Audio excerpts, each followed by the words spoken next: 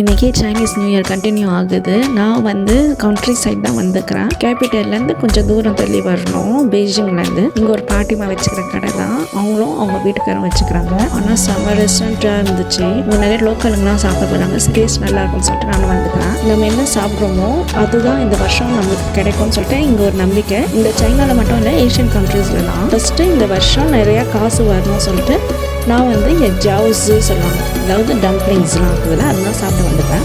இது பார்க்க எக்ஸாக்டாக அந்த காலத்து சைனீஸ் கோல்டு காசு மாதிரி இருக்கும்.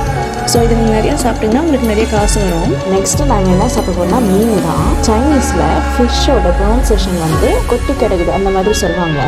அப்போ நீங்கள் வந்து மீன் சாப்பிட்டிங்கன்னா உங்களுக்கு அந்த வருஷம் ஃபுல்லாக உங்களுக்கு கோடியாக கொட்டி கிடக்கும். ஆனால் ஒரு முக்கியமான கண்டிஷன், மீனை ஃபுல்லாக சாப்பிடக்கூடாது, கொஞ்சம் மிச்சம் வைக்கணும். அப்போ தான் வருஷம் ஃபுல்லாக வந்து நம்மளுக்கு காசு தங்க நல்ல விஷயமாக தங்கும்.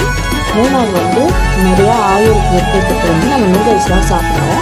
அதான் கட் பண்ணாமல் அதுவும் வந்து இங்கே வந்து அவங்களே செய்கிறாங்க. அந்த ஹோம்மேட் நூடுல்ஸ் இருக்குது, அவங்களே மாவு வந்து திரட்டி அவங்களே செய்கிறது வந்து செம்மையாக இருந்துச்சு. அது கூட வந்து செம்ம டேஸ்ட்டாக இருந்துச்சு.